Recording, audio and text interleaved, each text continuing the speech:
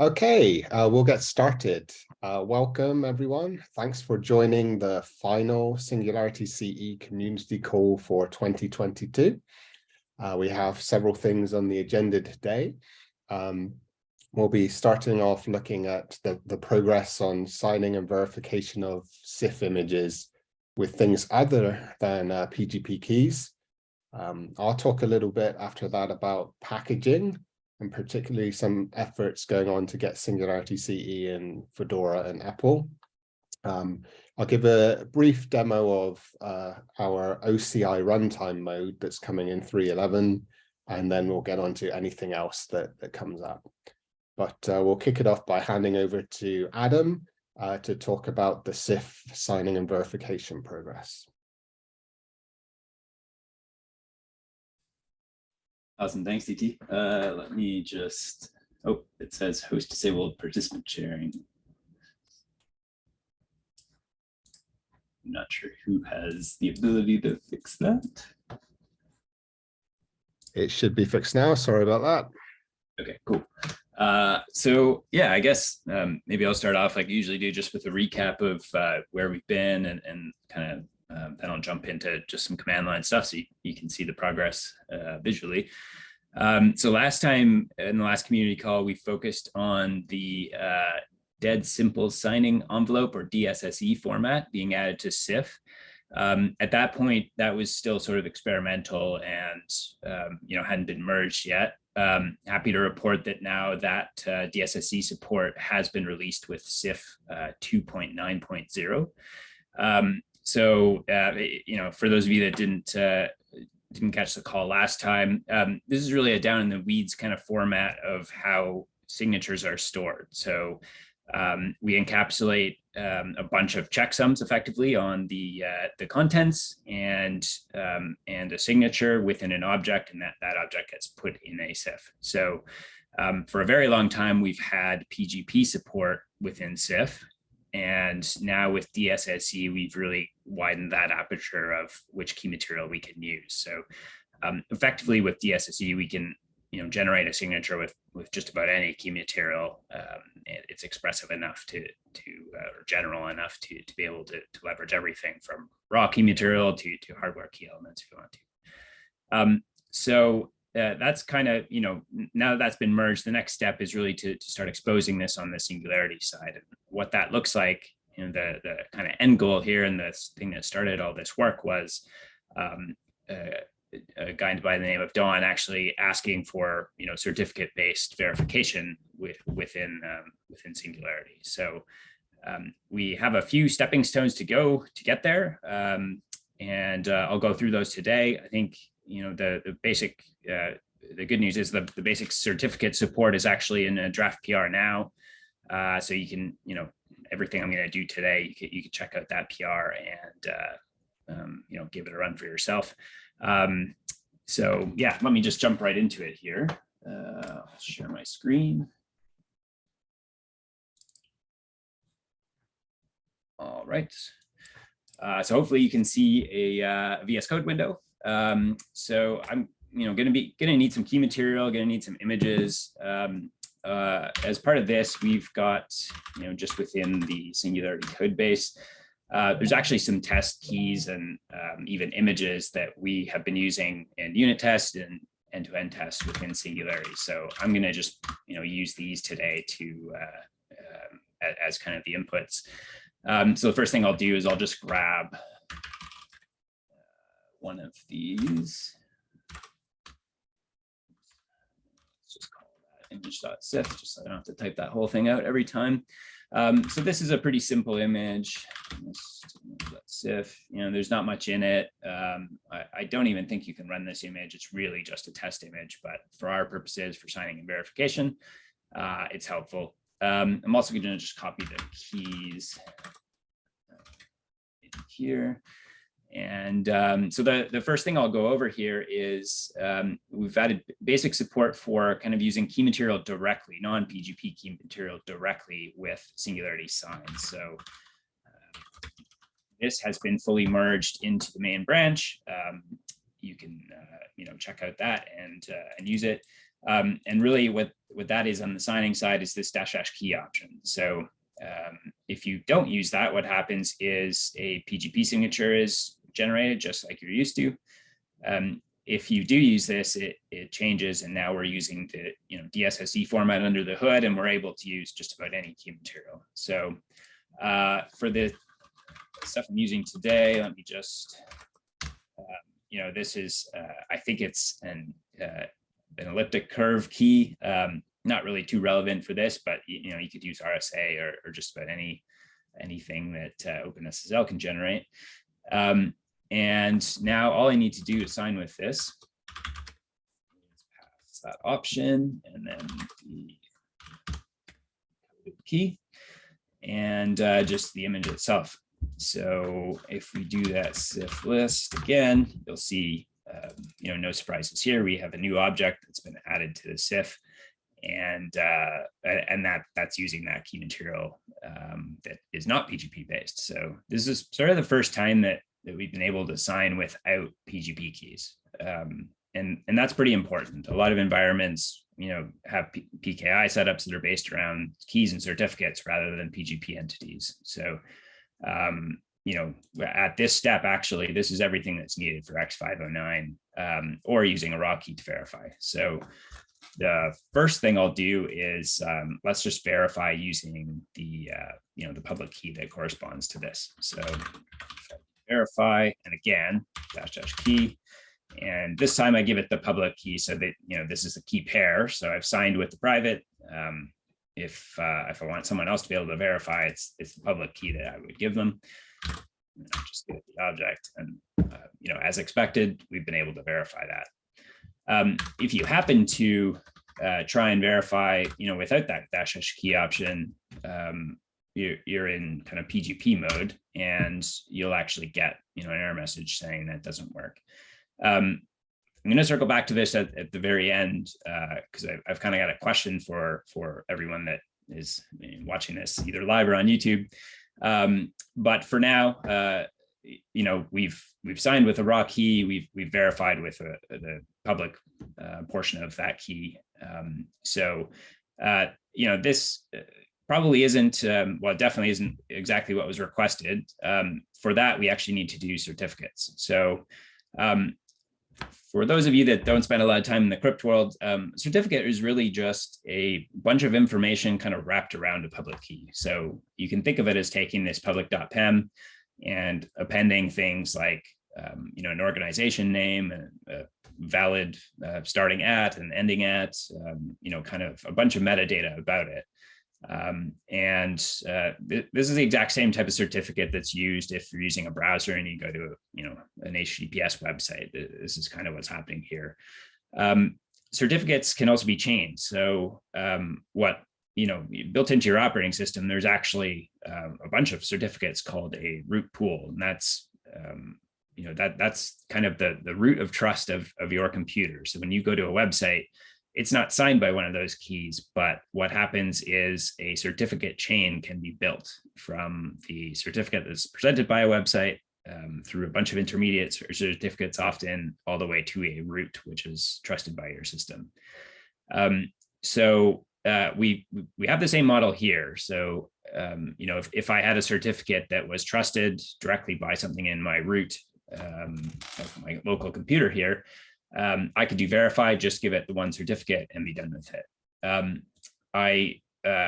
not lucky enough to have something signed directly by a root CA that's in my computer, and a common use case is that you may not either. So if we take a look at verify, you'll see there's actually a few certificate options. So this certificate is actually the one that's directly signed it. And then there's two other options. I can pass they call it a certificate pool of intermediate certificates. So these are things that are not trusted either, but allow me to go from and build a chain from this all the way to one of the certificates in the root pool. So if I specify this roots, I'm sort of saying, I trust these root certificates. Use anything in here that you need to build a chain of trust from the certificate that actually signed the image all the way to root. If I don't specify this, the system roots are used. So, this would kind of be I expect the normal case in kind of an enterprise environment. And often in those environments, you've got, the certificates that are issued are signed directly by a root. So the use case there will be quite simple. You specify the certificate, and then your system roots are able to verify it. Since I don't have that set up, I'm just kind of in development mode here. What I'm actually going to do is I'm going to use, I'm going to specify an intermediate pool and a root pool. And this kind of demonstrates the most complicated flow that we could possibly do. So to get started here, it's pretty easy. And again, test, I've actually got, this is in a draft PR. I think the number is 1139 in the Singularity side. You'll see in here there's kind of exactly what we need. So the quote unquote leaf certificate is the one that is going to be used to sign or to verify. I'm then going to use, in this case, only one certificate from this pool called intermediates, and that will establish all the way to a root of trust. And if if you want to look under the covers and see what this actually looks like, these are all generated from some code too. So that's there. You can kind of go in and play around with it if you want, generate your own certificates. So let's give it a go. So if I do verify cert, actually, I'm going to copy these because they're quite long. And I'm going to do test certs, again, the leaf certificate. I'm then going to specify my intermediate pool. And finally, I'm going to give it a root pool. The image itself, and you'll see that that's worked. So this certificate just happens to be, wrapped around that exact same public.pem key material that's in our test corpus. That's kind of nice for testing. You don't have to, do different signatures. You can verify directly with public key or with a certificate that, contains that public key.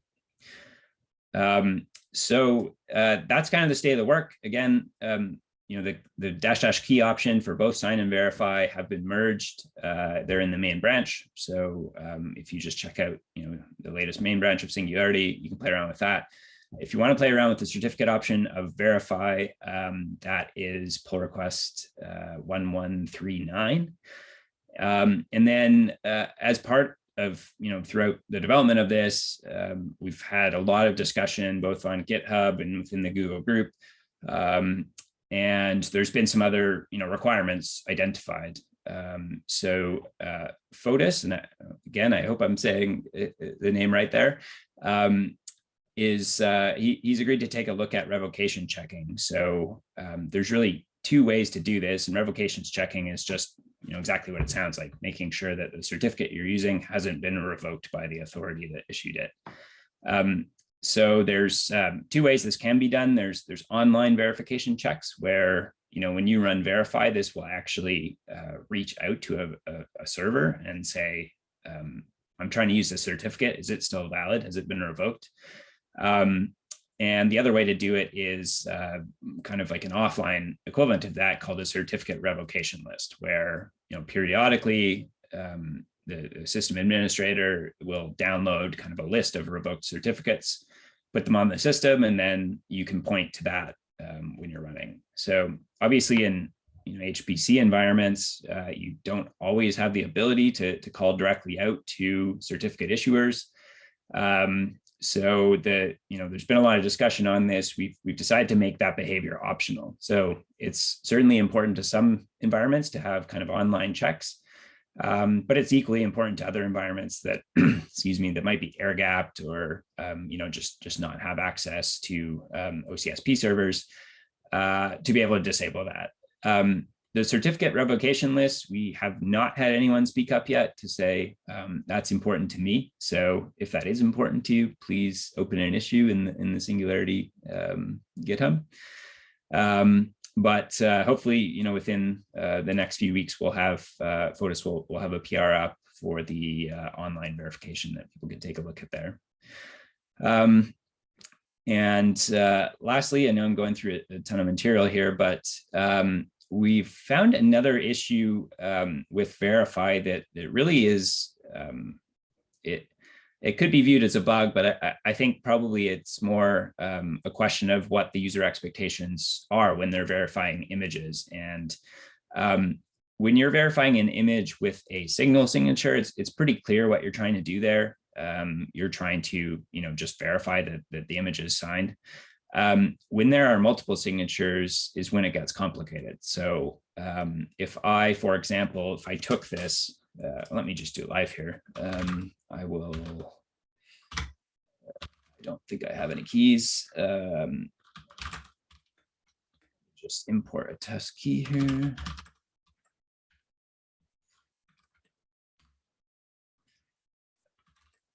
So if I do the PGP flow on that same image,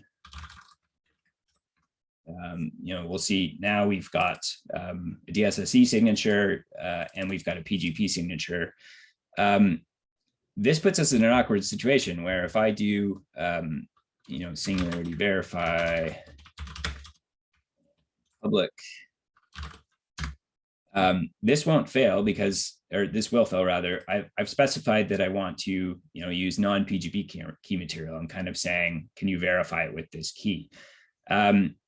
The current behavior of Singularity, if you have multiple signatures, is it tries to verify all signatures and fails if it can't do so. This is kind of awkward now that we have this bifurcation, two different key strategies, because equally, if I do, PGP verification, you'll see now that it can't do the DSSE verification because it doesn't have the key material for that. So I guess, I've opened an issue on this. I can't remember the number off the top of my head, but it'll be one of the recent ones. I guess the question here is kind of what is the user behavior? I have put a theory in there that, if you're specifying this verify -- key, you're saying, can image.sif be verified by, as in, is it signed by, or does it have a signature that can be verified with this public key? What we don't have on the PGP side, and the reason for this behavior is, kind of implicitly, Singularity Verify has access to a ton of keys on the PGP side. So when I do this, it's actually, if there are multiple signatures and they're all PGP, and you have all the key material that's relevant for that, you'll be able to verify it. So that could be expected behavior. I'm not sure, and I'd love to hear if anybody has thoughts on that, here or in the issue. It'd be great to kind of get to the bottom of that and get some thoughts out there. I think the other thing I've said is, now that we've introduced this -- key option for non-BGP, this kind of makes it explicit that I want to verify with this key. We've never had that on the PGP side. So, I don't have the ability to do kind of fingerprint like that and say, I've got a ton of keys on my system, public keys, PGP public keys, but please verify that it is signed by this particular PGP key. And I think, to kind of match the use case here, if we had this, this kind of allows both use cases. I want to verify all PGP, or I want to verify a specific PGP, or I want to verify a specific non-PGP. Yeah, hopefully that's clear. It's an issue that we really just found during the development of this. So yeah, I'll pause there. And if there's any questions or comments or feedback, would love to hear it.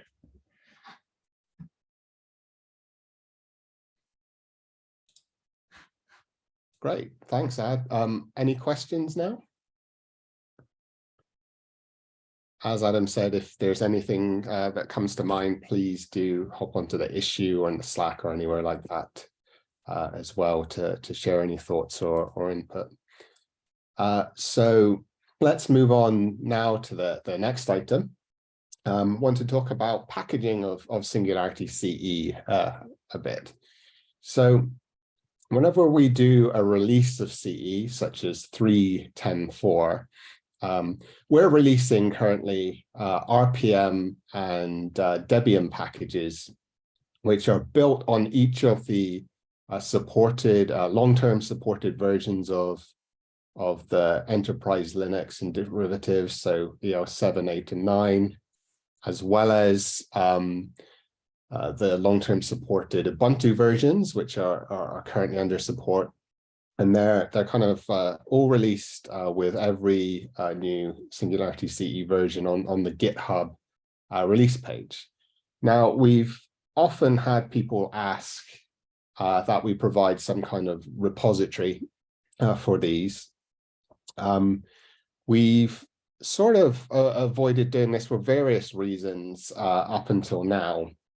But I think really a catalyst of doing some more work in this area was some of the conversations which went on and around the supercomputing conference recently in Dallas. So there are people asking us to get involved in more packaging stuff again. So we've jumped in now to packaging for Fedora and Apple, and I'm going to talk about that. But before I get to that point, I want to mention the other side of things, the Debian side, which is also where packages end up being derived from to get into Ubuntu itself. And I'm going to hop over to a tab here just to show you that on the Debian side of things, there's a Debian HPC team, and they are currently packaging SingularityCE as the package name Singularity Container. And they've got it up to 3.10.3, so just one patch release behind, not very far behind. But the catch with this one is it's only available in the Debian testing and unstable repositories. If you try to look for a package in Debian stable, you won't find it. And the reason for this is that Debian has very strong policies on sticking to a version throughout a very lengthy release cycle, backporting everything. And it also has very strong opinions on dependencies and how they're handled. So in Debian, they go through a lot of effort, the HPC team and the Go team, to kind of take the dependencies which we usually bundle with our source code and remove as many bundled dependencies as possible and replace them with what's in Debian. So that's a lot of work, and it doesn't really work at the moment for the stable release of Debian. So you'll find that package only in the testing and unstable releases of Debian, but SingularityCE is there if you go and look for it. Okay, so back to kind of more the topic of what we've been doing. As I mentioned at SC, there was some discussion about this, some people asking about it. Some of the team who were there in Dallas were able to have introductions to some people who work quite closely, quite extensively in Fedora and the Apple repositories and packaging. So we have now, as announced on the mailing list this morning,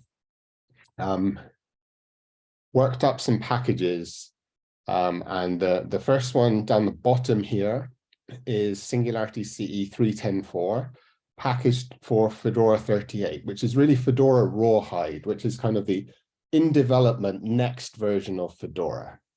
So if you live on the cutting edge and you run Fedora Rawhide on a machine, you'll be able to DNF install SingularityCE. And then what will happen as Fedora 38 comes towards the release date is that they will branch this Rawhide into a real Fedora 38. And then SingularityCE will be present in 38 and future versions of Fedora going forward.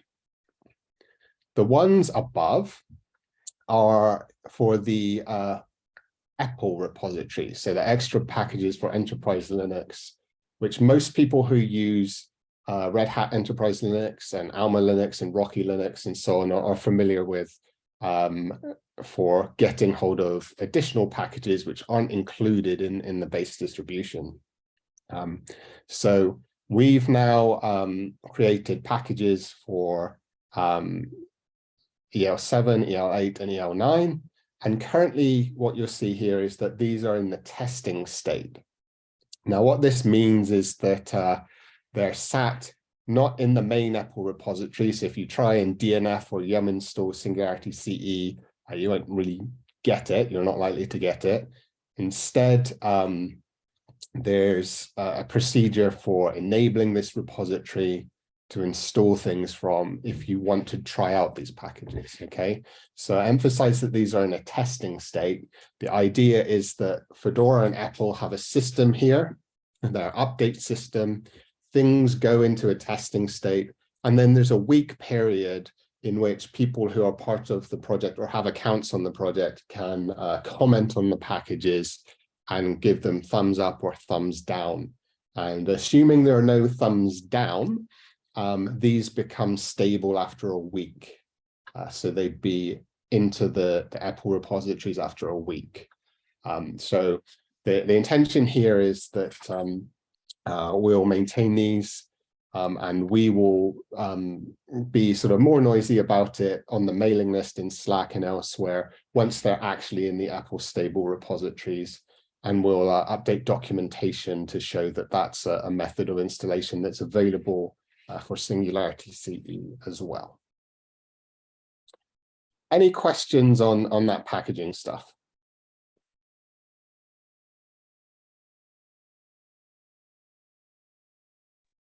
Okay, great.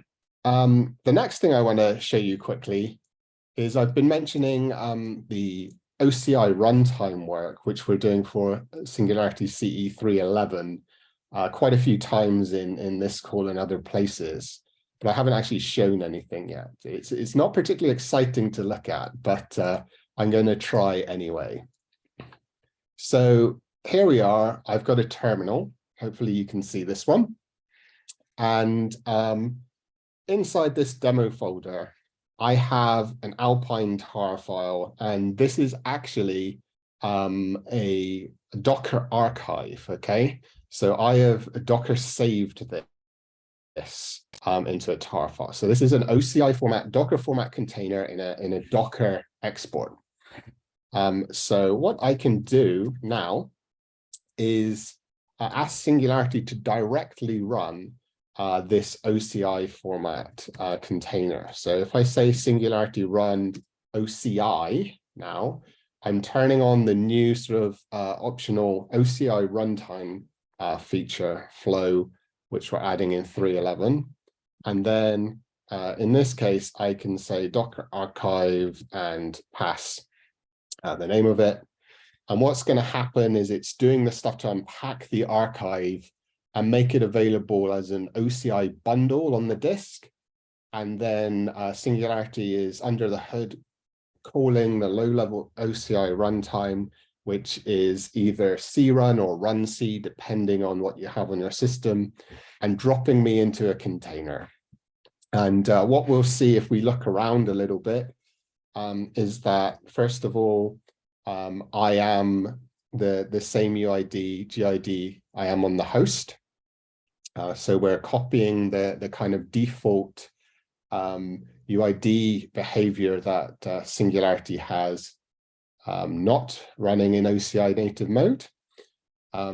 If I look at the network stack, there we go, we'll see that we've got all of the host network. So that is the same kind of experience as in the non-OCI mode. If I look at the output of mount, or maybe df-h, I can possibly see it a bit better here. What we'll see is that we have a bundle mounted in, and that's this one. Don't worry about that. It's just my bundle happens to be on the root file system. I'm not mounting the whole of the root file system in. And then we've got temp fs directories for temp, var temp, and my home directory. Now, this isn't quite what you get if you run Singularity natively, like this, okay? It is much closer to what you get if you run Singularity with the compat option. So Singularity run with the compat option turns on contain all and a bunch of flags so that the Singularity native runtime using a SIF image or other Singularity format image is as close as possible as we can get it really to matching OCI.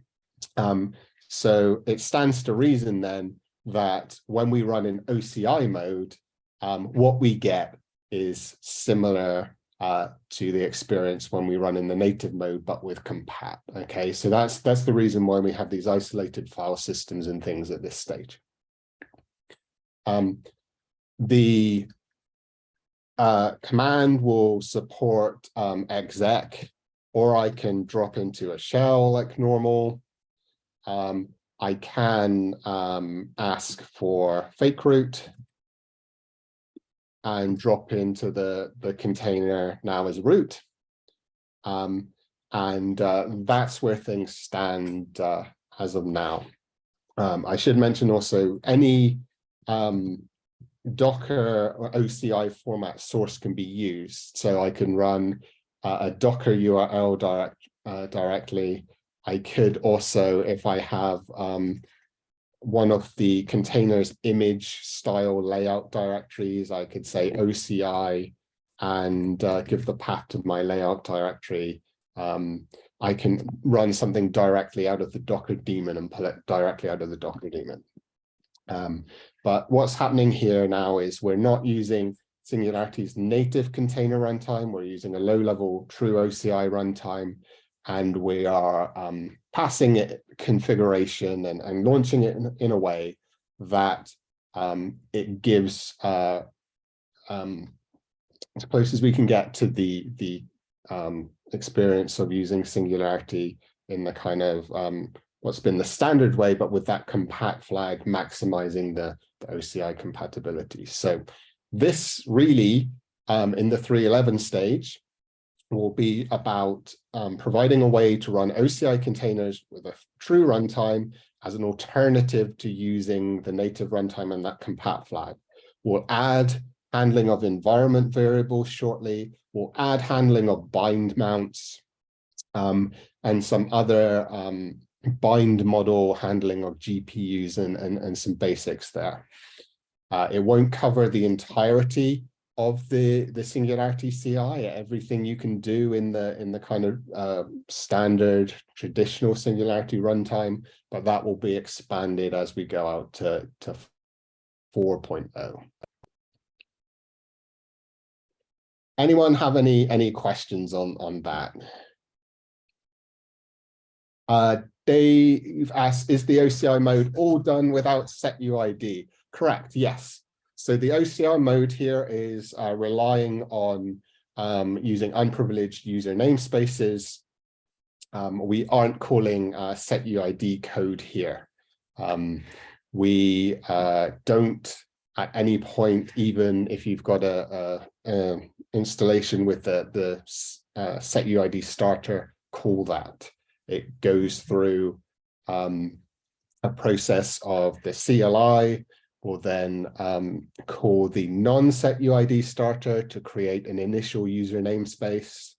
And then inside of that, we will then go and launch the low-level OCI runtime. So this is unprivileged. Any other questions? Okay. Let me just pull up the web browser again that I have here.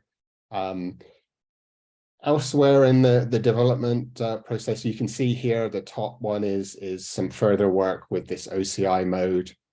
And we've got the various PRs that Adam is working on for handling the additional stuff.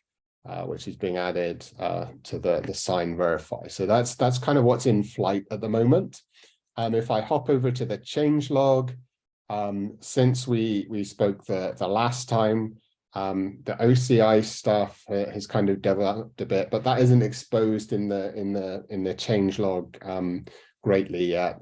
One thing that's been added here recently is that we've chosen to change in our Singularity conf file the value of something called session dir max size. Now, when you are using the contain option, or when you're using the OCI new runtime and you're having a temp file system and a dev SHM and other things in the container which are temporary in RAM file systems in the container, session dir max size controls how big those can be. It was quite small at 16 megabytes in prior versions of Singularity. We've often had people kind of hitting issues when they're trying to run things and they're trying to run a program in the compat or contain mode, and it writes some log files into /temp or something like that, and 16 meg isn't enough space. We've bumped it a little bit now to 64 megabytes, which is more like a number which will allow sensible use of various programs. But this is still something which can be tweaked by administrators in a root-owned installation or individual users in an unprivileged installation in a home directory or something to adjust how big those temporary file systems can be. But of course, the main way of having a container which deals with lots of data in Singularity is to bind mount in and have it do the large amount of writing and access of data in a place from the host system still. I think that's the only thing I'm going to kind of highlight here. We are now kind of at a point where happy to take any other business, answer any questions, or discuss any of the stuff that's come before. So shout out if you've got any questions or any topics to talk about. Otherwise, we'll call it a day for today.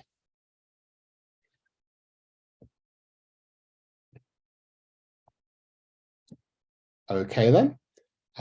If anyone is watching this on YouTube and has any questions, please do drop by the SingularityCE Slack or post to the SingularityCE Google group.